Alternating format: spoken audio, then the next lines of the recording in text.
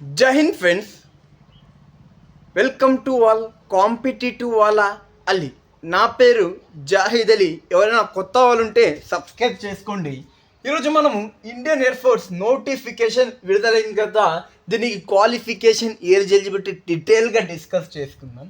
ఈసారి విడుదలైన Indian air force నోటిఫికేషన్లో 2500+ వేకెన్సీస్ ఉండడం జరిగింది. ఈ నోటిఫికేషన్ వచ్చేసి అగ్నిపత్ స్కీమ్లో రావడం జరుగుతుంది. మనం ఎప్పటి నుండి అప్లై చేయాలంటే 12th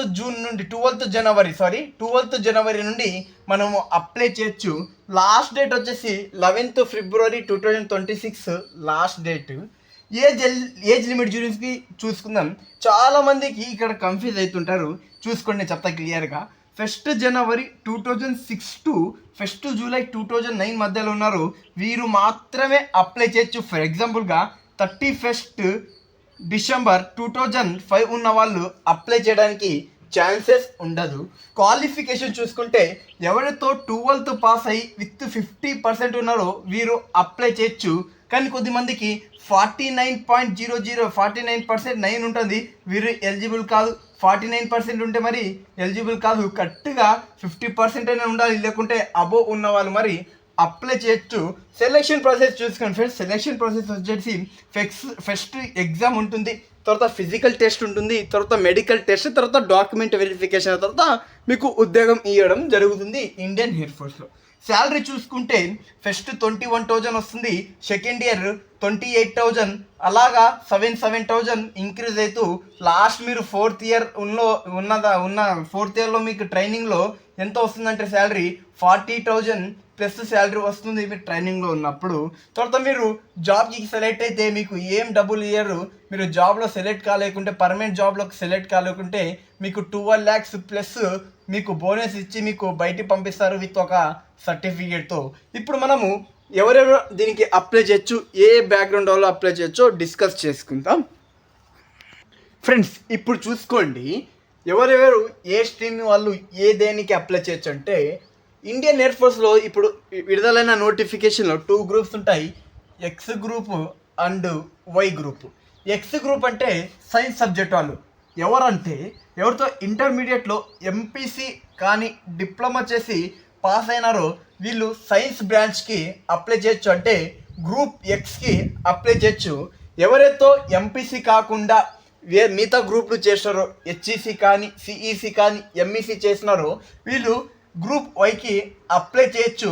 ఆరు దీనికి వొకేషనల్ వాళ్ళు మరి అప్లై చేయొచ్చు ఇండియన్ ఎయిర్ ఫోర్స్లో వై గ్రూప్కి. చూసుకుంటే ఫస్ట్ మనము మీరు అప్లై చేసేటప్పుడు మీరు హైట్ చూసుకోండి. ఎవరితో ఫ్రెండ్స్, ఇండియన్ ఎయిర్ ఫోర్స్లో, ఇండియన్ నేవీలో చాలా హైట్ తక్కువ ఉంటుంది. ఎవరైతే బాయ్స్ వచ్చేసి 152 సెంటీమీటర్ ఉన్నారో వీరు ఖచ్చితంగా అప్లై చేయండి. ఎవరితో గర్ల్స్ 147 సెంటీమీటర్ ఉన్నారో వీరు అప్లై చేయండి. దీనికి వచ్చేసి ఏం ఎక్కువ సిలబస్ ఉండదు ఫ్రెండ్స్, తక్కువ సిలబస్ ఉంటుంది. అండ్ మన స్టేట్ కట్ ఆఫ్ మరి చాలా తక్కువ వెళ్తుంది. ఎవరైతే ఖాళీగా ఉన్నారో ఖచ్చితంగా ఈ నోటిఫికేషన్కి అప్లై చేయండి. మీకు ఉద్యోగం రావడానికి 100కి 100% ఛాన్సెస్ ఉంటుంది. మీకు క్లాసెస్ కావాలంటే మరి నేను ప్రొవైడ్ చేస్తున్నా. ఆల్రెడీ నేను రీజనింగ్ క్లాసెస్ ఎవరైతే గ్రూప్ వైకి అప్లై చేస్తున్నారో వీళ్ళకి రీజనింగ్ సబ్జెక్ట్ ఉంటుంది. ఆ రీజనింగ్ సబ్జెక్ట్ ఉన్న వాళ్ళకి మరి నేను ఆల్రెడీ క్లాసెస్ చెప్పిన. మిషన్ 2026లో క్లాసెస్ ఉంటాయి, మీరు వెళ్ళి చూడండి. అలాగే చూసుకోండి వీళ్ళకి సబ్జెక్ట్స్ ఏముంటాయి.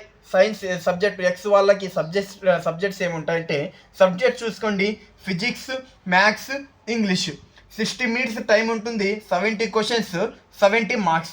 చూసుకుంటే ఫిజిక్స్లో 25 questions వస్తాయి, మ్యాథ్స్లో 25 questions వస్తాయి, ఇంగ్లీష్లో 20 questions వస్తాయి.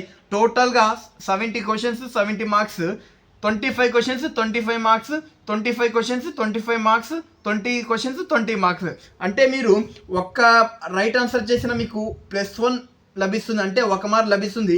కానీ మీరు ఒక ఆన్సర్ తప్పు పెట్టిన, రాంగ్ పెట్టిన మీకు 0.25 మార్క్స్ తగ్గుతుంది, అంటే డిక్రీజ్ అవుతాయి. అంటే ఎలాగంటే మీరు ఒకటి రైట్ పెట్టిన 1 మార్కు, అలాగే మీరు 4 ఆన్సర్లు తప్పు పెట్టినా మీకు వచ్చిన 1 మార్కు కట్ అయిపోతుంది. ఇది సైన్స్ సబ్జెక్ట్ అంటే గ్రూప్ ఎక్స్ డీటెయిల్స్. ఎవరైతే ఎంపీసీ చేసి 50%తో పాస్ అయినారో వీరు అప్లై చేయొచ్చు. ఎవరితో డిప్లొమా వాళ్ళు 50%తో పాస్ అయినారో వీళ్ళు అప్లై చేయొచ్చు. అదర్ దెన్ సైన్స్ అంటే గ్రూప్ వై.